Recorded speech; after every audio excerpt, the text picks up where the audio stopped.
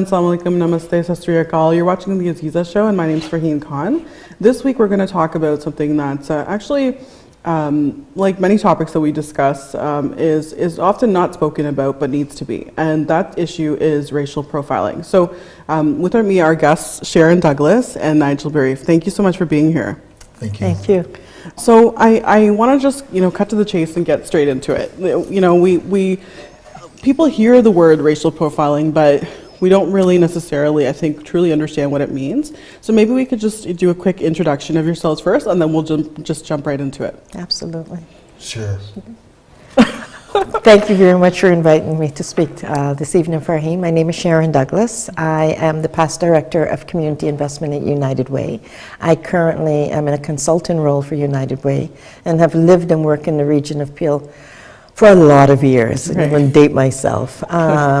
I also have focused on community development, community engagement, equity initiatives in the region, and how we build a sense or a space for belonging and inclusion, and also focus on organizational change. Wonderful. So that's me. Welcome. Thank you. Yeah, assalamu alaikum, and thank you very much. I'm honored to be here with both of you, and I wear kind of two hats that interweave each other. I'm a school teacher by profession. I teach for the Toronto District School Board.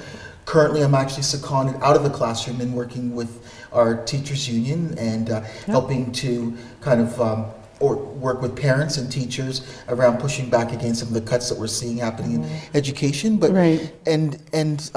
but in my volunteer work, I'm also president of the Urban Alliance on Race Relations, and so for the past 45 years, we have been working primarily around police civilian oversight, but also doing lots of research, and we do panels and educational types of workshops with people around how do we create that sense of belonging, how do we bring communities together. So I'm very honored to be here today and having this conversation. Wonderful. Well, thank you both for being here. When I thought about the topic, we couldn't have thought of anybody better to speak about it. So let's talk a little bit about what it is. Why don't we just define it first off? What in your opinion is racial profiling?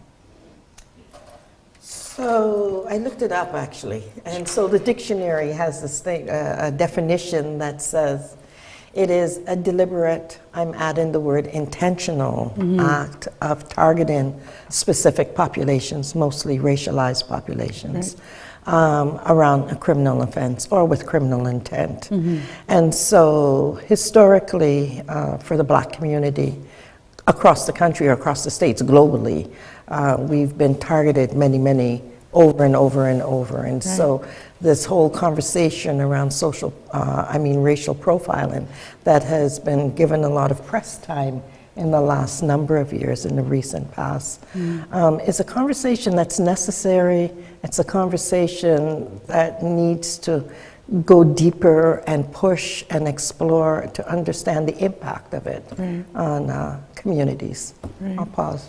Yeah, no, I would definitely agree. That's the definition of it, and I think the way that it plays out. For instance, as a school teacher, I would coach, after school basketball, and these students would be going home to school, and in the neighborhood where north of Etobicoke, Rexdale is, one of the neighborhoods that are underserved, I guess is the code word that we like to use for neighborhoods that have high immigrant population that are usually underserved by public services.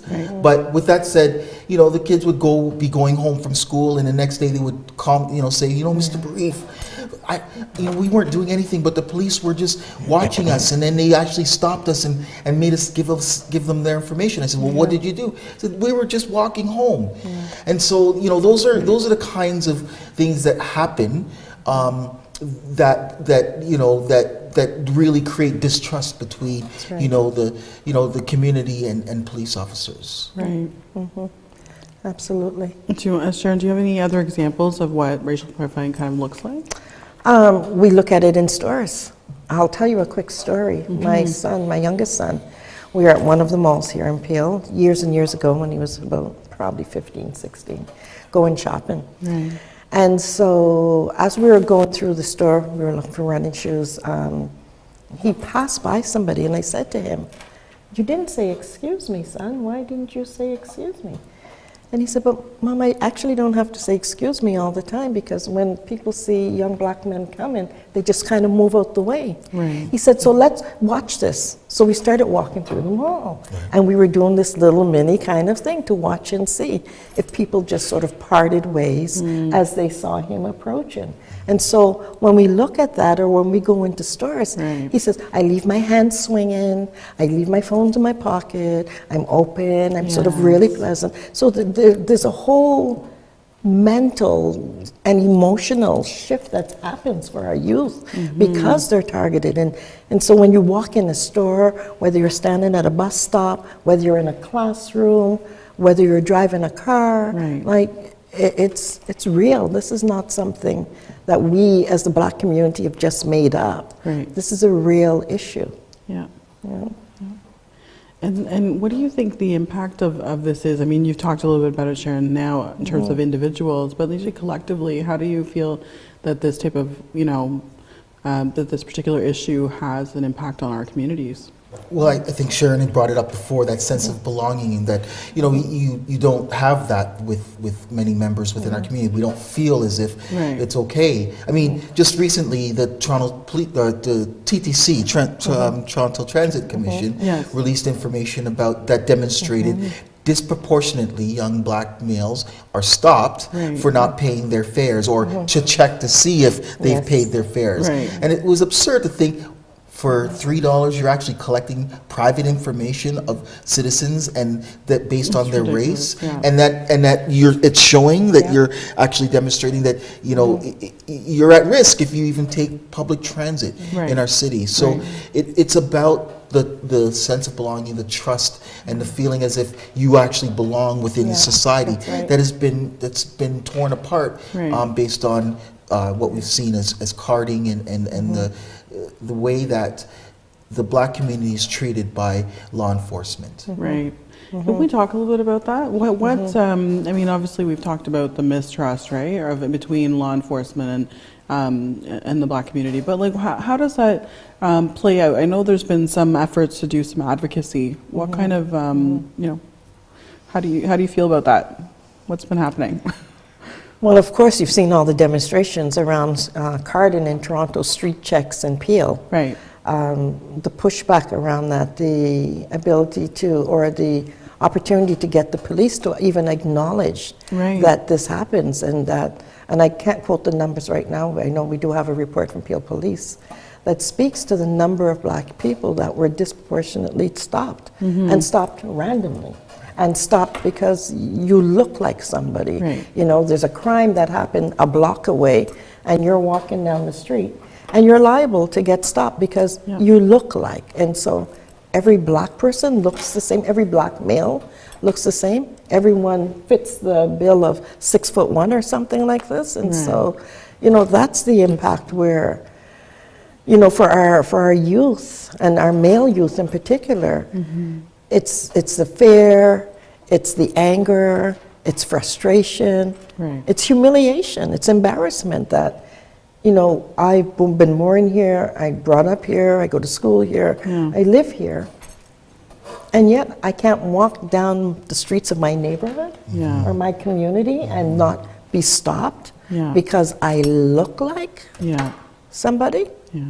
Like, that's I can't even really actually talk about it sanely. No, exactly. It's beyond infuriating. It's so wrong. And it's like it's one of those issues that just, it feels like we're consistently, like, I don't know if we've made any progress, or like, have we made progress? I guess that's the big question to ask, right? I mean, I don't know if you want to bring up the Ontario Human Rights Commission and their report, the interim report they did just back in December, which demonstrates that even though blacks make up 8.8% of the population, we're almost 60 times more, we have 60% more deadly encounters with the police. I think that, there's 30% more chance of police use of force cases that resulted in serious injury with black, brown, and indigenous people. So it has deadly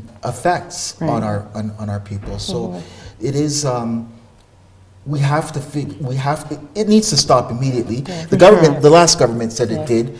You know, I don't know what's going to Right. happen under this current government now. Right. But That's a but whole it other- just, it needs to stop Yeah. immediately. For sure. Yeah, absolutely. Like, it's time to finish talking. There's enough research. Yes. There's enough data. Yes. They didn't have data. Now we have data. Yeah. There's enough research that talks about the impact, the consequences. Right. You look at our prison system, our jail system. Yeah. You'll see it. Yeah. You can step out this front door here and walk down Dixie or Drew Road and ask any kid, Yeah. any black youth about their experience. Yeah. And so the conversation that we want to build trust with the black community is much deeper than saying we want to build trust. Right. You know, right. there's a lot more to unpack in that conversation. And it's a deep history, and it's a history not just of our current youth population, but us. So we as parents who had our own experience in with policing Right. and what that looked like, my Right. parents who had, Right. like, it's a It's just- huge, you know, it's it's just generational. generations Exactly. Yeah. of black people across this country Right. who have experiences. You know, I'm from Nova Scotia. Yeah. We have long history and stories with policing Right. in Nova Scotia, you know, and racism. So.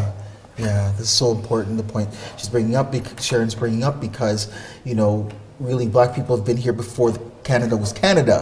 You know, it's Right. always Yeah. made it seem as if we were somehow just arrived, but Right. you know, we have always That's we've right. been part of the fabric of this country. We've fought for, you know, this country. We you know, we've suffered through, you know, the depression with this country. We Right. went to World War II, III, Yeah, or yeah. two, 1 and 2 Yeah. for this country. So, you know, then to turn around and you see the stats, as Sharon's pointed out, Right. that our children and even as adults are treated differently, Yes. that we have more deadly encounters when it comes to law enforcement. It has to stop. For sure. So we're going to take a quick break, and then Okay. we'll be back right after this.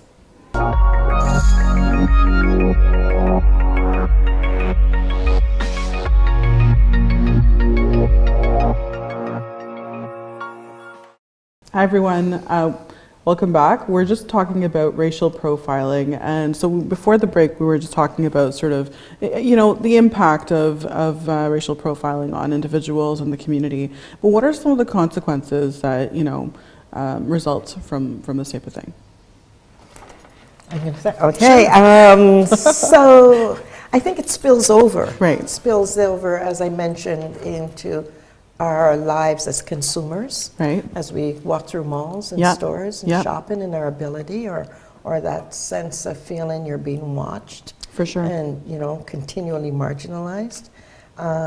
It spills over into our education systems and the perceptions and the lack of understanding of who we are Right. as a community and the people, and what that means for our children within the school system. And so we may use different language within the educational institutions, Right. but it's actually still a profiling. Right. There's a which is huge, and I hate to generalize, but there's this overall perception of what people think black youth are, and they clump everybody together, and so when we look at that, how that impacts their ability to participate in the classroom, we look at our graduation rates, we look at who gets streamed into programs. Like, you're the teacher, so I'm going to let you speak more to that Sure. part of it and what you see. Yeah, you no, know? Nigel. we know from the data is already pretty clear about the disproportionality of children from the Black, Brown, and Indigenous communities graduation rates, right? And that starts, you know, that the pushing out of education starts from as early as kindergarten. That we see, you know, the kids that are, you know, falling behind or not getting the same kinds of supports as their kids from other other racial backgrounds. And then, you know, and so if you're not graduating or you're not going to, in this society, going to university or getting a trade, then it makes it very difficult for you to be able to, like, survive. For sure. Right? For sure, absolutely. And so, you know, that's, I think, education that we see. We've talked about within the prison system, how there, again, there's disproportional numbers of Black and Brown and Indigenous folks that are in the jail system, and I think think we also have to pay attention to the broader context of the, anti-Black racism and Islamophobia that has been really apparent, in the media, Yes. from the dog whistle politics that we're seeing Yes. from our politicians. For sure. And whether it's the 45th president not being able to disavow white supremacists, to even having our own premier, Yes. standing on stage with Faith Goldie, a known, white supremacist Yes. who finished third Yes. in the mayoral race. That we do have to have a deep look at what's happening in our society and why it is that all of a sudden that these racists are coming from underneath their rocks and has established themselves as part of our society. And so, those are all, I think, we have to, be paying attention to all of that, and how do these public institutions that we pay our taxes to are again, feeding into all of the racism and Islamophobia that we're seeing. No, for sure, and I'm glad that you brought that up, because I mean that's part of the challenge, right? Like when I ran in 2015, that was part of the reason, was people are being so irresponsible, when they're in positions of leadership, they don't realize that real impact that it has on people like us,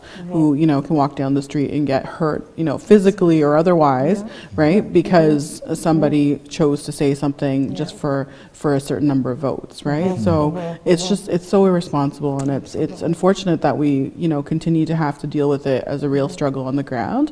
And I just wanted to also say, Sharon and Nigel, you were both talking about how it's the Black community, but you're right, it's also the South Asian community. There's also intersections with Islamophobia, right? I know I always make sure I get a receipt before I leave the shop, right? I will always do that. I'll never, you don't need one. No, it's fine. I will make sure I have it in my hand as I'm exiting, right? Absolutely, It's so important, or I'm always conscious in the stores as well of who's watching me, or what I'm doing, or who's following, or those are really real struggles that we have to deal with.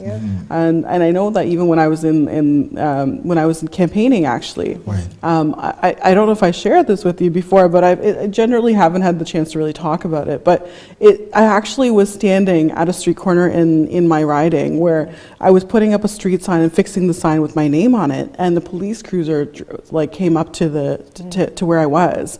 And there was this intimidation tactic. He wouldn't make eye contact with me. And then he just said, "Ma'am, what business do you have in this neighborhood?"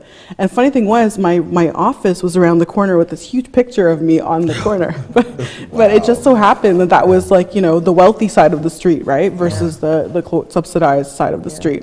And so I just said, sir, this sign's actually mine.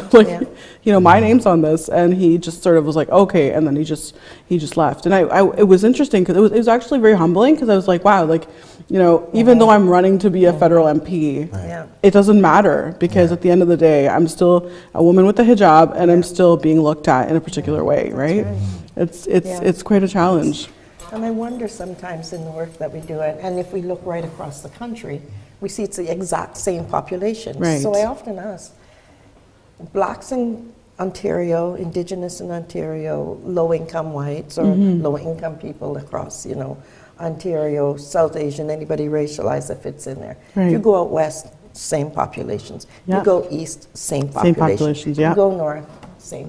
So at what point in time do we ask the question, do we actually think that every one of these populations right across our country are actually either not intelligent enough to get their lives together, or have all these major issues everywhere they go across the country? Right. And we begin to look at systems. Yes. And we begin to look at how do we need to change systems if they're having this huge impact. Here's the evidence right across the country. No matter where you go in Canada, it's the same three basic populations that are targeted and impacted. So when do we stop saying, oh, we need more evidence? We need more evidence. We have the evidence.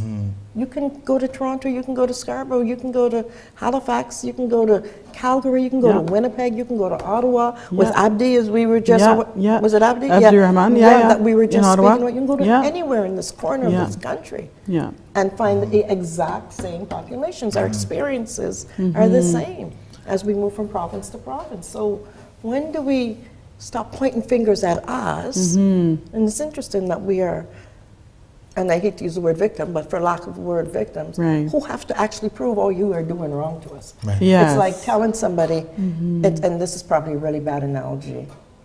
Let me think of another one. But like say, you know, somebody was raped, and yet you have to prove to them. Victim blaming. Yeah. Yes, yes, absolutely. Yeah, I'm trying Yeah. to convince you. Yeah, you that know, this is here we actually are. wrong. Yeah, That's ridiculous. Yeah. You know, so. Yeah. I think the other piece too, like as we're talking about systems of oppression or systems, I think looking at the growing gap between the rich and the rest of us, Yes, right? And, yes. and I think. And that's why, you know, the racism piece is at play, right? Where you have, you know, folks that are, you know, that should share the same class interests, Yes. you know, but all of a sudden you have young white boys that are like getting up, you know, screaming at and using racial epithets at, you know, brown and black people, Yes. right? And so I think, you know, as we see, you know, more and more the wealthy, you know, hoarding billions of dollars and wealthy individuals, right? And then, you know, and then you have politicians coming in and giving them even more tax breaks, Right. and then saying that we need to reduce and cut back on Social public programs. services, Yes. the social projects, and right? yeah. Whether that be, you know, OSAP for our high school kids, Yes. go high school kids, Right. or you know, the university yeah, kids that yeah. went Yes. their lockout or walkout today, right? Yes. Or you see it in the attack on public education, where Yeah. they're increasing class sizes, Yes, right? yes. So we saw that when they rolled back the you know, $15, instead of giving people $15 an hour, we That's rolled it right. back to $14 an hour, That's which right. we Yeah. know has a primarily effect on black and brown That's right. Yes. That's right. women, female communities with single women households. So this continues to be attacks, you know, whether it's a financial attack, it's a racial attack on, It's like you know, adding these barriers, right? Well, creating an Consistently underclass. We're layer upon continuing layer. to trying to create this Yeah. underclass. So, you know, Yeah. we've been talking, you know, I'm always in admiration of Sharon and the work that you guys have done at the United Way, and I know that the programs that you guys have been trying to do to empower communities, right? And I think that is one of the areas that we're going to have to do. But Right. there's also a political piece where Yeah. we have to continue to talk to people. I'm loving the idea this week of the open mosques, or go visit a mosque Yes. week, right? Yeah. You know what I mean? Yeah. Like how Yeah. you know, it's such a simple thing, but Yeah. yes, how important that is. Yes, You know, yes. that we break down these barriers Yes. Yes, that and is build being bridges. created, and Yeah. build Right. bridges between communities. Those are going to be really important pieces. So we realize, you know what? Yeah, you just want the best for your child. You're just working the hardest Everybody so else, your yeah. child can have a better life. That's right. That's what we all want. Yeah. That's what this is about. Yes, this is about creating space and living life with dignity and being safe, right? That's right. Regardless of who you are, regardless of what you look like or the color of our skin, we're just human beings at the end of the day, and we should be able to, That's right. you know, And that's our Canadian live. narrative. Yeah. That's our narrative. We're proud of that. Wherever we go around the world, we talk about how wonderful Canada is, and which it is, and how you can come here and, you know, pray how you want to pray, and go where you want to go, and there's Right. movement, and we compare ourselves to our American partner, you know, neighbors, and say over there. Yeah. But we don't look over here and talk about what those impacts are. For and as sure. beautiful as we are, because I've never lived anywhere else, quite frankly, quite honestly. I agree. I'd go visit, but I wouldn't. I wouldn't. You gotta live- come back, Oh yeah. yeah, this is For home. sure. This is my home. For sure. It's beautiful, but there's work to be done. For sure. And so let's not get caught up in our own narrative or our own story that, oh, it's so beautiful, you know, and overlook that. ignore Yeah. that widening gap that Yeah. you were speaking about, and you know what Nigel referred to as we look at, you know, Yeah. where, you know, those who have more, and those who don't are continuing to have less, For sure. and that means something. Well, I want to take a moment to say thank you so much. Unfortunately, we've run out of time. I know we could have continued the conversation. There's so much We're to talk just getting about. started, Right? Freddy. I know. We'll have to bring you back on, and hopefully we can continue the conversation again. But Keep thank building you. bridges. So For thank you. sure. Thanks for Thank having you us. so much. Thank Yes, you. thank you. Okay, everyone. Thanks so much. Looking forward to seeing you next week when we talk about another topic that's really, I would say, interesting and very important. But I'll keep it to that. Take care.